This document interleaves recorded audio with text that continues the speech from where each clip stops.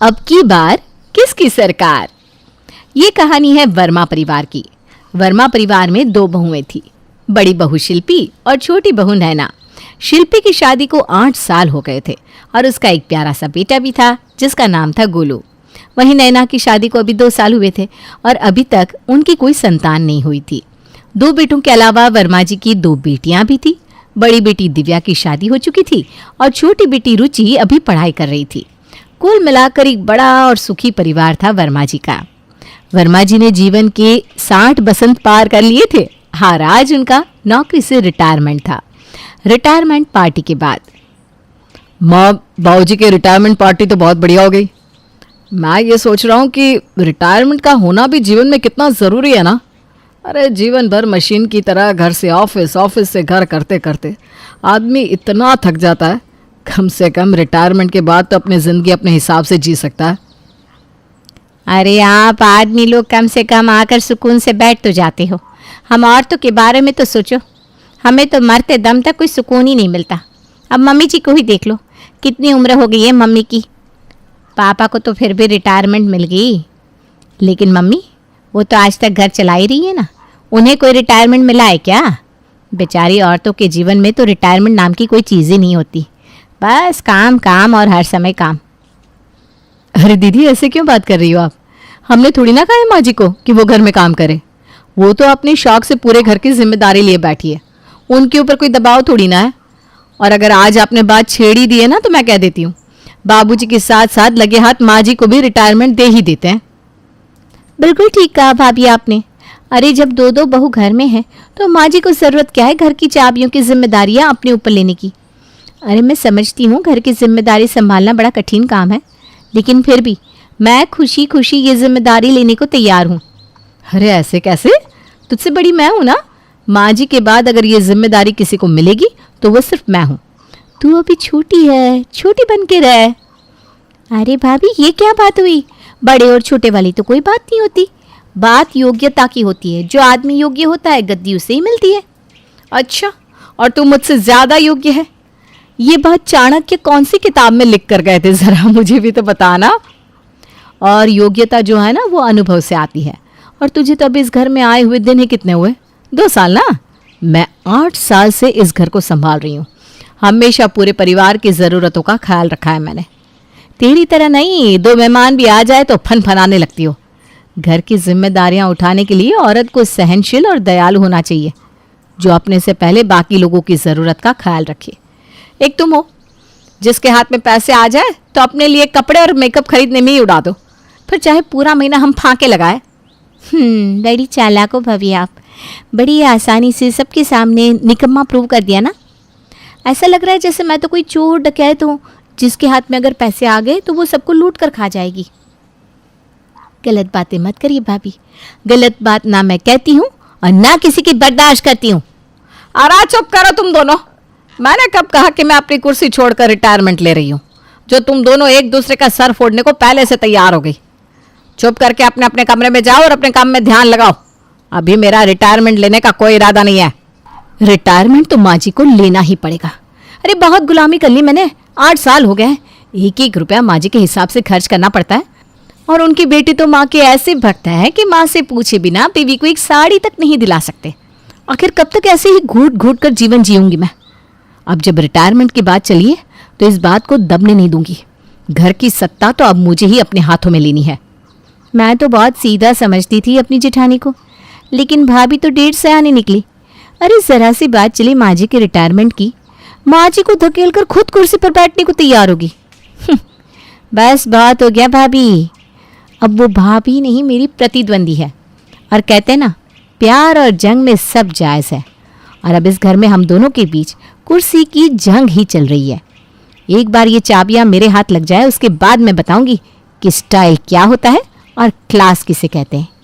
ये जो माँ जी का नियम है ना, सबकी सैलरी घर के मुखिया के पास जमा होगी और उसके बाद वो अपने हिसाब से सारा खर्चा करेंगी, इसका सही फ़ायदा तो मैं ही उठाऊंगी।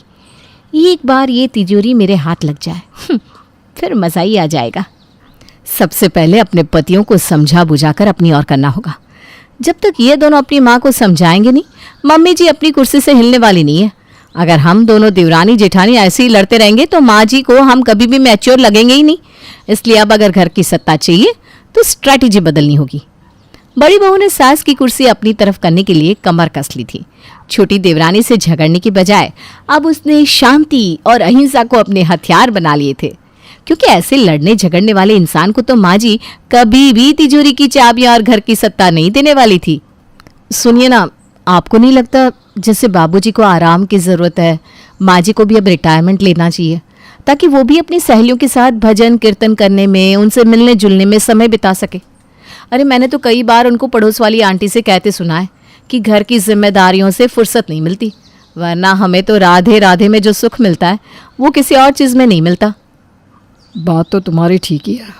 मम्मी तो शुरू से ही कथा भजन की शौकीन रही है, लेकिन हम चारों भाई बहनों की परवरिश और घर की जिम्मेदारियों के चक्कर में बेचारे को ज़्यादा पूजा पाठ का समय ही नहीं मिल पाया। ठीक है, मैं माँ से बात करता हूँ। अगले दिन। माँ, अरे क्या तुम सुबह 4 बजे उठ जाती हो और फिर उसके बाद रात के 12 बजे से पहले बिस्तर पर नहीं जाती? अब आपको भी आराम की ज़रूरत है माँ। आप ऐसा करो, ये चाबी ना अपनी बड़ी बहू को सौंप दो और खूब आराम करो। पापा की तरह आप भी सुबह सुबह पार्क में टहलने जाया करो और अपनी सहेलियों के साथ वो कॉलोनी में कीर्तन मंडली है ना, वो ज्वाइन कर लो। अरे कितनी खुश रहती है बाकी औरतें, अपनी सहेलियों के साथ मिलती जुलती हैं, हंसती बोलती हैं, भजन कीर्तन करती हैं। और एक आप हो, ये सास बहू में ही परेशान हो। अरे बेटा, घर गृहस्थी संभालना भी कोई आसान काम नहीं है।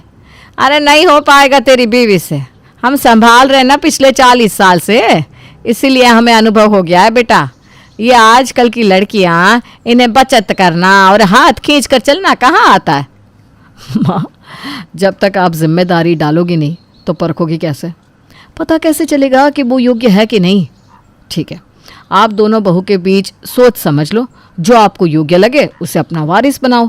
देखो भाई, मेरा तो कहना यह है कि तुमने किसी एक को अगर अपनी इच्छा से घर की चाबियां सौंप दी तो तुम दूसरे के लिए बुरी बन जाओगी और जीवन भर वो तुम्हें अपना दुश्मन मानकर बैठी रहेगी। इसलिए दोनों बहू को अपनी अपनी दावेदारी पेश करने का बराबर का मौका मिलना चाहिए। अरे कहना क्या चाहते हैं आप, मैं कुछ समझी नहीं। देखो, भाग्यवान ऐसा करते हैं, घर में ना एक इलेक्शन करवाते हैं। घर के सारे सदस्यों को ये खुली छूट होगी कि वो जिसे चाहे उसे घर का अगला उत्तराधिकारी चुन ले। सब लोग अपनी अपनी पसंद के कैंडिडेट को वोट डालेंगे और अंत में जिसके पास ज़्यादा वोट होंगे वही विजेता और वही घर का अगला उत्तराधिकारी होगा। इस तरह से निष्पक्ष तरीके से घर को अगला उत्तराधिकारी भी मिल जाएगा और तुम्हें जीवन भर की बुराई से भी छुटकारा मिल जाएगा। बोलो, कैसा लगा मेरा उपाय? हाँ, बात तो आपकी ठीक ही है। आज नहीं तो कल आखिर ये सब देना तो मुझे बहू को ही है। बस मेरे मन में भी यही असमंजस थी कि अगर मैं रिटायरमेंट लूँ तो अपनी कुर्सी दूँ किसे। लेकिन आपने अच्छा हल सुझाया है। ठीक है, मैं दोनों बहुओं को बुलाकर समझा देती हूँ। मतलब घर की चाबियां उसे मिलेंगी जिसके पक्ष में ज्यादा वोट पड़ेंगे? तब तो मुझे भी कमर कसकर चुनाव प्रचार पर ध्यान देना पड़ेगा, नहीं तो भाभी बाजी मार लेंगी। गोलू बेटा देख, अगले सप्ताह घर में वोट पड़ने वाले हैं और मैं चाहती हूँ कि आप चाची को वोट दो। देखो, अगर मुझे वोट दोगे ना तो मैं आपको रोज़ टिफ़िन में बढ़िया बढ़िया खाना पैक करके दूंगी। फ्रेंच फ्राइज, बर्गर, पिज़्ज़ा, आप जो कहोगे चाची सब बना कर देगी, प्रॉमिस। चाची आप तो बहुत अच्छे हो, आप सच में सब मुझे टिफ़िन में दोगी? मम्मी तो रोज़ रोज़ सब्ज़ी पराठा ही देती है, मुझे बिल्कुल पसंद नहीं है पराठा। अरे पक्का प्रॉमिस? अब आप भी प्रॉमिस करो कि आप मुझे ही वोट दोगे। प्रॉमिस चाची। कुछ देर बाद, गोलू बेटा अगले सप्ताह घर में वोट पड़ेंगे, तू तो मेरा राजा बेटा है ना, तो तू तो मुझे ही वोट देगा, है ना? और हाँ, अगर मम्मी को वोट देगा ना तो मामा तुम्हारे खेलने का टाइम आधा घंटा बढ़ा देगी।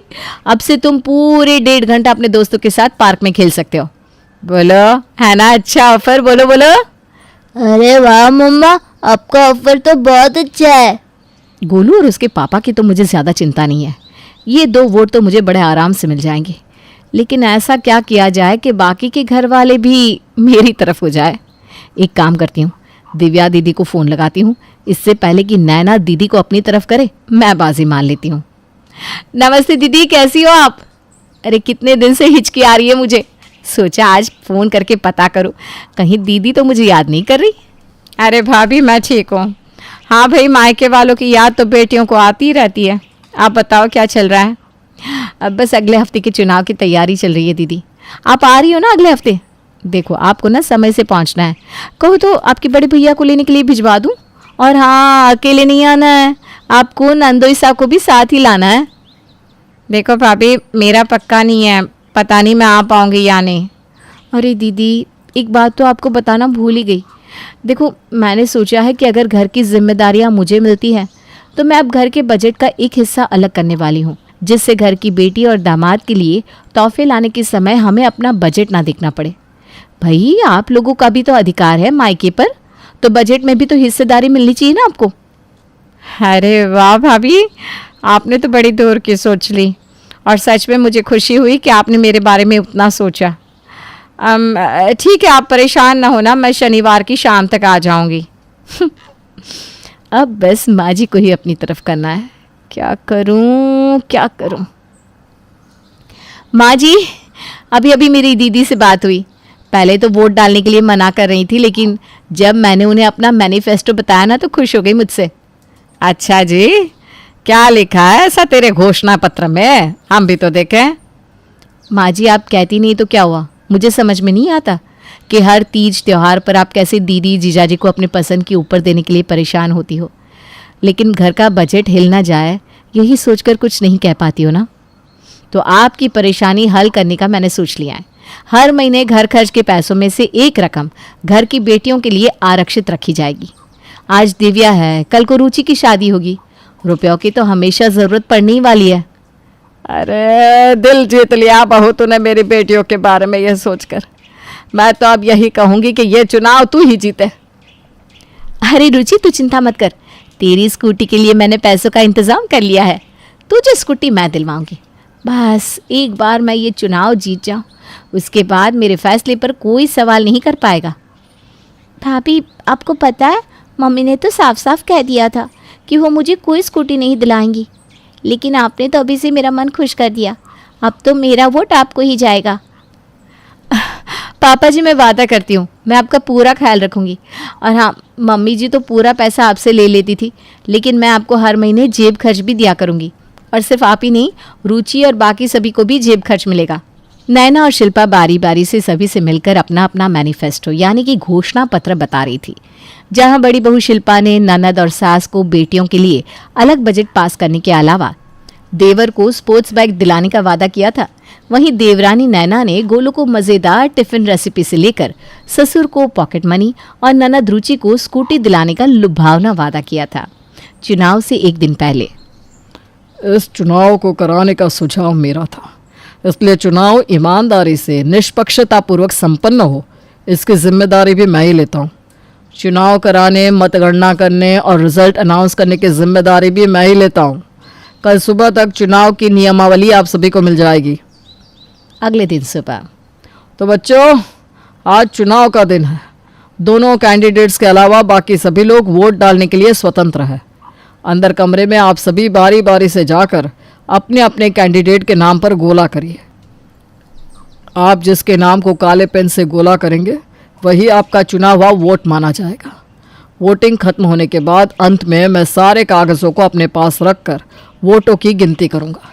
जिसके पक्ष में ज़्यादा वोट पड़ेंगे वही इस सिलेक्शन का विजेता होगा। नियम सबको अच्छी तरह समझ में आ गया ना? आपके कहने का मतलब है बाबूजी कि मैं और छोटी इस इलेक्शन में वोट नहीं डाल सकते? बिल्कुल ठीक कहा बड़ी बहू तुमने, क्योंकि तुम दोनों ने नॉमिनेशन भरा है, इसलिए तुम दोनों वोट नहीं डाल सकते। बाकी घर में सभी लोग वोट डालने के लिए स्वतंत्र है। अब बारी बारी से सभी लोग अंदर जाओ और वोटिंग करने के बाद अपना कागज़ वहाँ पर रखे बक्से में डालते जाओ। रुचि, क्या सोचा है तूने? किसे वोट देने वाली है तू?